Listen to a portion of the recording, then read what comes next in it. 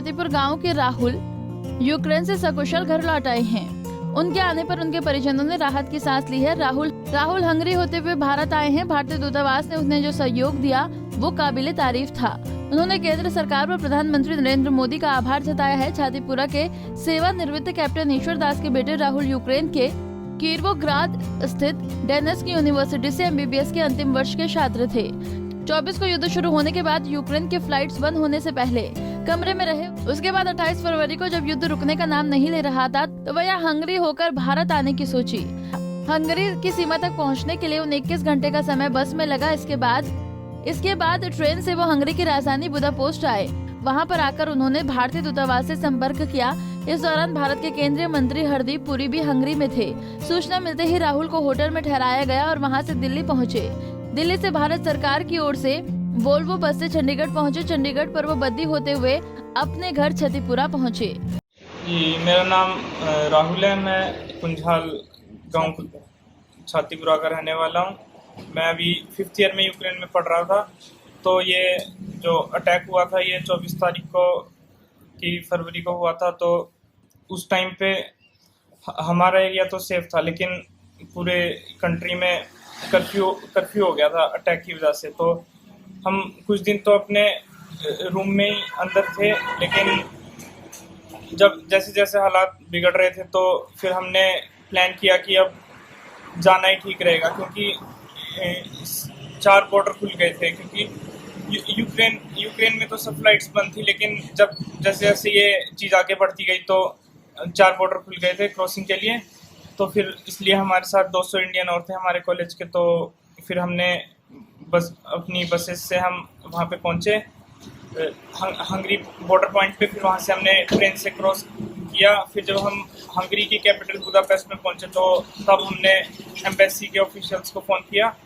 फिर वहाँ पे वॉलंटियर्स हमें आके ले गए। उन्होंने हमें रूम वगैरह प्रोवाइड करवाए और फिर उन्होंने ही 1-2 दिन बाद हमें फ़्लाइट्स दिलवाई थी। फिर हम फ्लाइट से दिल्ली तक आए। फिर दिल्ली से भी स्टेट गवर्नमेंट ने हमें वोल्वो दिलवाई थी चंडीगढ़ तक मुझे। कि उन्होंने जैसे अभी हालत है तो उस हिसाब से तो यही बोला है कि ऑनलाइन क्लासेस होंगी, लेकिन जैसे लास्ट ईयर आने वाला है तो मेडिकल स्टडी में ऑनलाइन से ऐसा हो नहीं पाएगा, क्योंकि वो क्वालिटी स्टडी नहीं हो पाएगी ऑनलाइन में। तो हम इसलिए मैं और जितने भी स्टूडेंट्स हैं वो सब यही रिक्वेस्ट चाहते हैं इंडियन गवर्नमेंट से कि हमें कोई यहीं मौका दिया जाए अपनी कंट्री में स्टडी कंटिन्यू करने का, क्योंकि वैसे भी हमारा तो 1.5 ईयर ही रह चुका है और अभी ऑलमोस्ट प्रैक्टिकल स्टडी है तो वो ऑनलाइन में नहीं हो पाएगी। और इस टाइम पे तो अगर वॉर रुक भी जाती है तो सिचुएशन ठीक नहीं है वहाँ पे, फिर भी काफ़ी टाइम तक खराब ही रहेगी कंट्री की। जी, उनका पूरा सहयोग था। वो जो भी हम यहाँ तक आए हैं तो उन्हीं के कॉन्टैक्ट के साथ आए हैं, क्योंकि जैसे हम बुदापेस्ट में पहुँचे थे तो हमने उन्हीं को कॉन्टैक्ट किया था कि क्योंकि हमारा तो वहाँ पे और कोई कॉन्टैक्ट नहीं था, वो अलग कंट्री थी। तो उन्होंने हमें रिसीव किया था और होटल भी उन्होंने दिलवाया और वहाँ से फ्लाइट में भी उन्होंने हमें लेके आए। ऐसा तो कुछ नहीं है, लेकिन ये हो सकता है क्या पता बिजी आई हो लाइन, क्योंकि हमने भी बहुत बार ट्राई किया था, कई बार लाइन्स बिजी आ रही थी। तो कमी तो कोई नहीं है जी, बाकी थोड़े बहुत र्यूमर तो फैल ही जाते हैं। तो यही है कि उन्हें भी निकाला जाए, वो थोड़े ज़्यादा फंस गए, वो अभी आ नहीं पा रहे हैं क्योंकि उस साइड पर अटैक ज़्यादा चल रहा है। बाकी जो जैसे हमारी सेफ साइड थी तो हम आसानी से आ गए थे।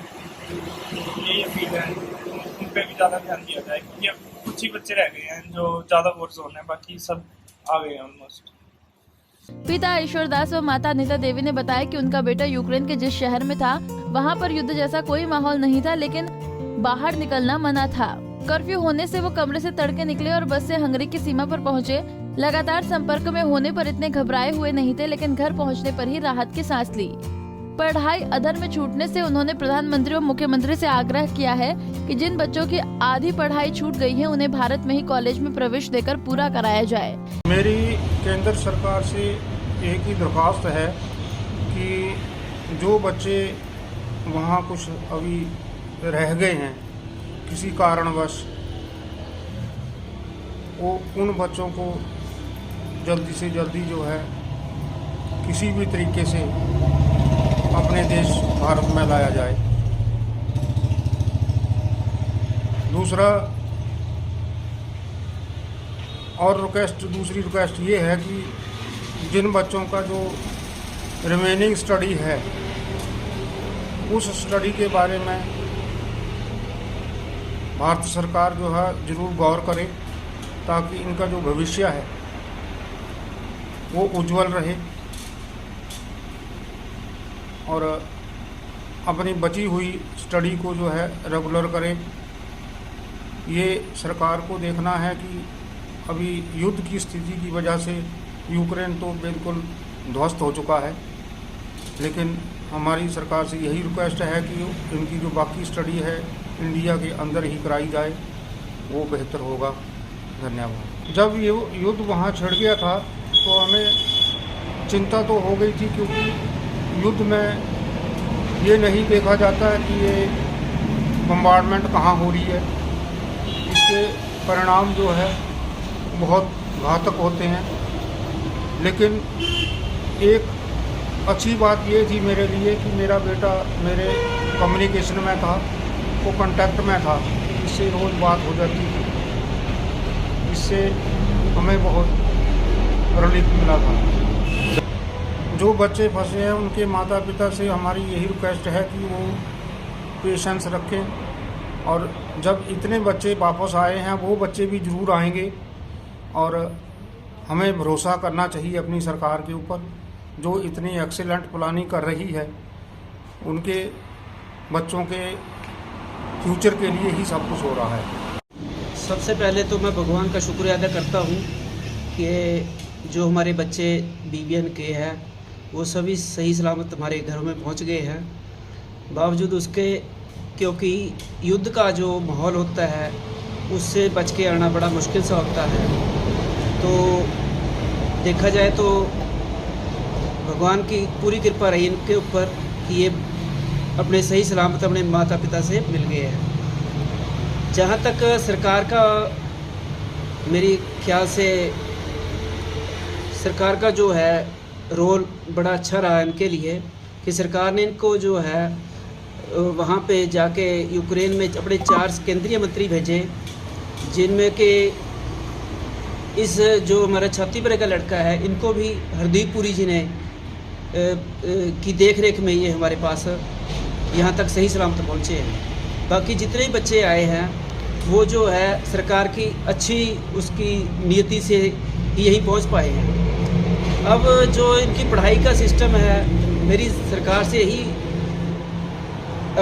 अर्ज है कि इनको जो है जितनी की इनकी पढ़ाई बची हुई है उनको यहीं किसी विश्वविद्यालयों में इनको जो है वो पढ़ाई पूरी करवाई जाए, ताकि इनका फ्यूचर बना रहे। जिस उम्मीद से ये यूक्रेन गए थे, इनको यहाँ पे भी उनकी पढ़ाई पूरी करवाने में हमारी सरकार, जो मोदी सरकार है, वो केंद्र की सरकार, उसको उनको पूरी करवाए। पंजाब केसरी टीवी के लिए बद्दी से आदित्य चट्टा की रिपोर्ट।